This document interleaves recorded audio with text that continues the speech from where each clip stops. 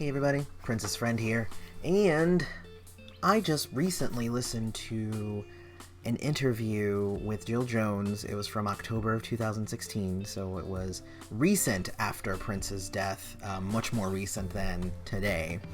I saw it on Jamie Star News, where you can see a lot of older radio clips of interviews of different people saying different stuff, and they're all Prince related.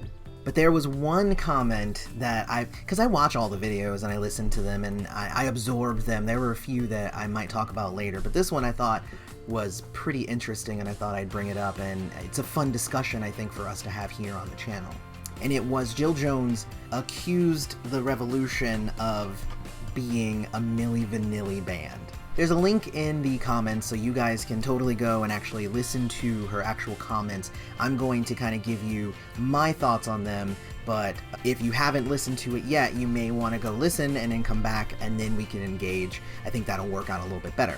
So in her interview, she says that they are a Milli Vanilli Band and that they didn't really do anything, Prince did everything. And I did my research, right? I was like, okay, let's do some research here. Let's go see what other people are saying. Let's see the reaction to it. Let's see what people think. The majority of what I'm seeing is she's just jealous, or she wished that she had a better career. She's got mental issues, like all these different things. And I'm like, all right, but none of those really account for what's actually going on here.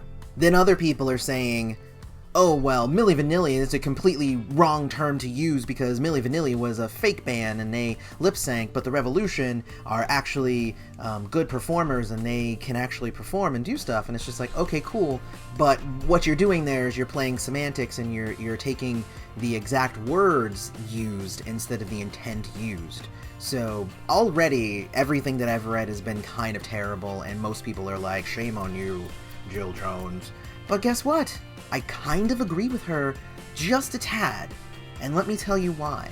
Because one of her claims is like, oh, like a week after Prince dies, all of a sudden you have the Revolution tour ready to go. And, you know, I read an interview with the Revolution, and they were like, you know, we got together and we thought that this would be a good way for us to heal and blah, blah, blah. And, you know, but I get what Jill's saying too at the same time, like, you know, like nobody was talking about getting back together and doing the Revolution when Prince was alive.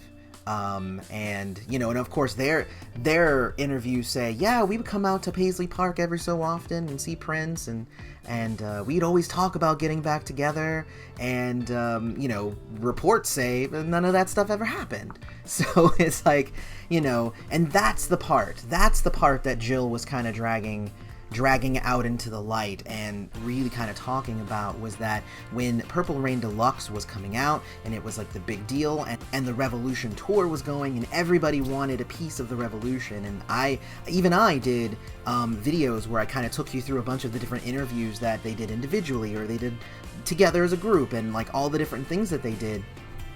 Even going through the Purple Rain liner notes was an interesting departure from reality, I guess, because what I started seeing was that they were telling a revisionist version of what happened.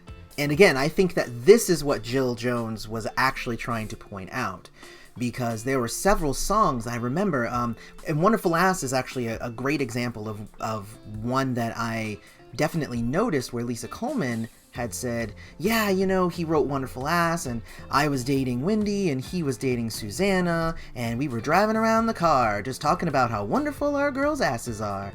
And I was just like, that, like, in my mind, I was like, that completely misses the point of the song, first off. And everything that I had ever heard, ever, was that song was about vanity. So now they're flipping the script and they're making themselves part of that song, even though it was really all Prince, and Prince wrote it and Prince did everything, but now she's inserting herself into that memory and that story. So now people are like, oh, well, I guess, you know, Lisa Coleman, you know, they were driving around having fun, and that's the new story. Not that it had anything to do with vanity and all that stuff. So that's just one example, and I'm sure that there are others. I think that people need to look at what people are saying, understand the intent behind what they're saying, stop nitpicking the argument.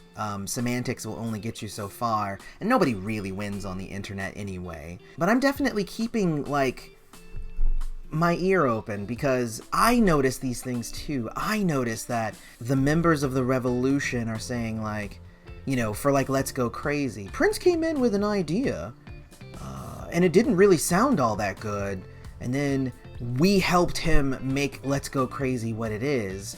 And I'm like, something smelled fishy about that to me. So you're trying to tell me that Prince had a problem making Let's Go Crazy the hit that it is. Yes, it is credited to Prince and the Revolution. We do know that the Revolution had something to do with it, and that they contributed.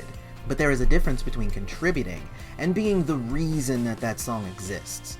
And I think a lot of it can be tone, and a lot of it can be just assumptions on people's part. And then there was the stuff that Jill was saying, where she was saying that the Revolution wasn't necessarily celebrating Prince so far as they were actually celebrating themselves with this tour and not Prince.